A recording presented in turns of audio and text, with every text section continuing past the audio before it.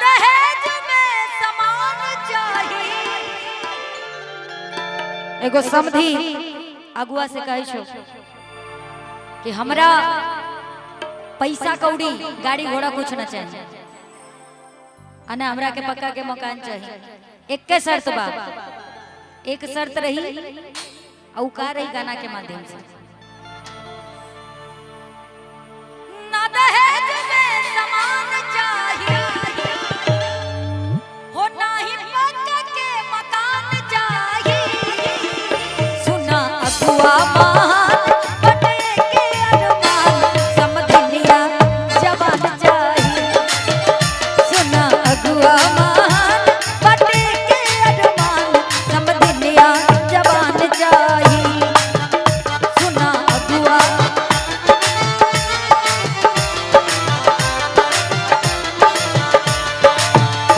नहीं पक्का के मकान चाहिए, ना दहेज में सामान चाहिए। सुना अगुआ महान बटे के अरमान समधिनिया जवान चाहिए। सुना अगुआ महान बटे के अरमान समधिनिया जवान चाहिए। और हमें तो लूट लिया, इधर आओ जी, ऐसी ऐसी अगर समधिन मिल जाए तो मिजाज खुश हो जाएगा।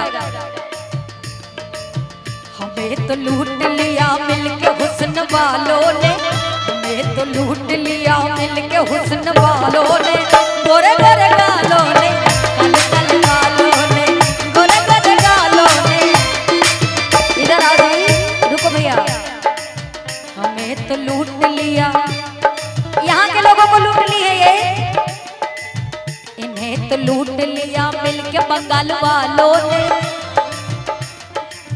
इन्हें तो लूट लिया मिलके बंगाल वालों ने, गोरे गोरे गालों ने, काले काले बालों ने, गोरे गोरे गालों ने, काले काले बाल। सुना अगुआ महान बटे के अरमान।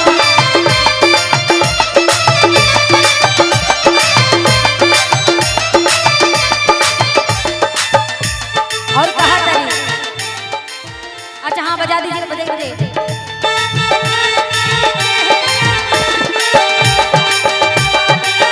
तौबा तौबा रे दिलरुबा, दिलरुबा, दिलरुबा। हंसता हुआ नूरानी चेहरा, काले जुल्फे रंग सुनहरा, तेरी जवानी तौबा तौबा रे दिलरुबा, दिलरुबा, दिलरुबा, दिलरुबा। सुना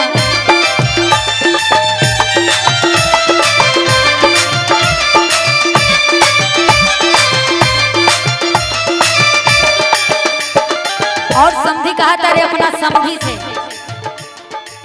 ना चाहिए हमरा के कूलर और टीवी, पढ़ल लिखल चाहिए हमरा बबुआ के बीबी।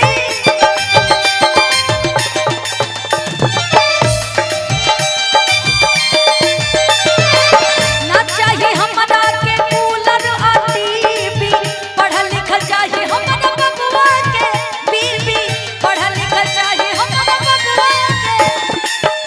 कि ना चाहिए हमरा के कूलर आ टीवी, अब पढ़ल लिखल चाहिए हमरा बबुआ के बीबी। काहे खातिर? हो उनका रूप रूपवान चाहिए, उनकर गुण गुणवान चाहिए। सुना अगुआ महान बटे के अरमान समधिनिया ब्यूटीफुल चाहिए।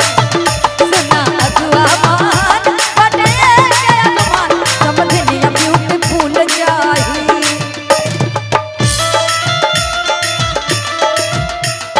वाह वाह वाह वाह, रुक जाओ रुक जाओ।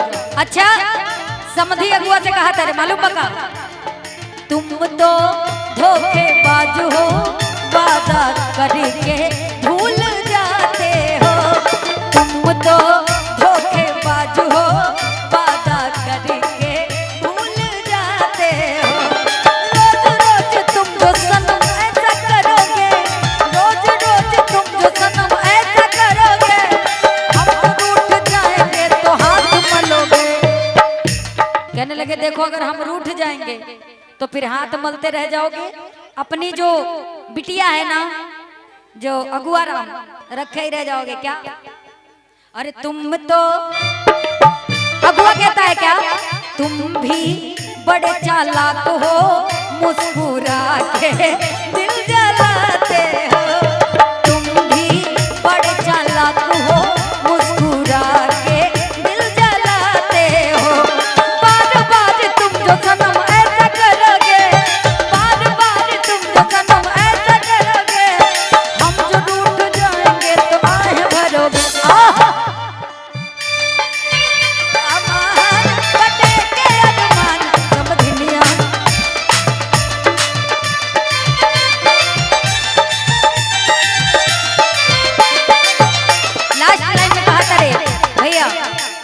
अच्छा लास्ट लाइन का मतलब समझिए ने भी, ना भी ध्यान दे। कहते रे भले कम दी हाथुई रुपया दहेज में, बाकी मोरा बबुआ के राखे करेज में।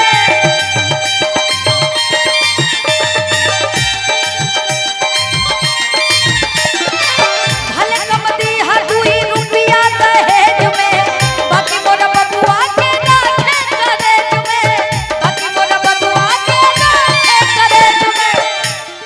कहता रे कि 2 रुपया कम दिहा, लेकिन हमरा बबुआ के अपना करेजा में रखे। काहे थे कि निमन कुल खानदान चाहिए।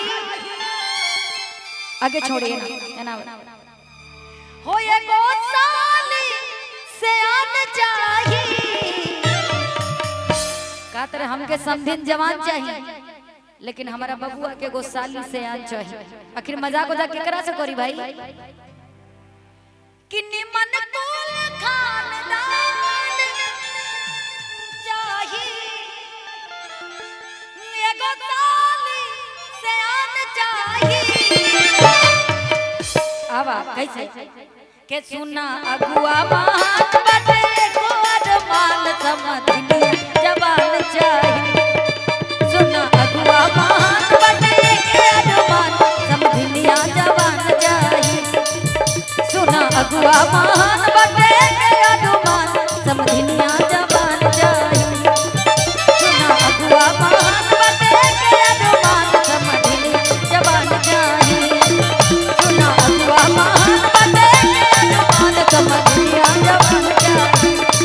सुना अगुआ मान बटे अनुमान, अरे समधिनिया ब्यूटीफुल चाहिए और ब्यूटीफुल चाहिए। अच्छा लगा तो थोड़ा ताली बजा के आशीर्वाद दे दीजिए।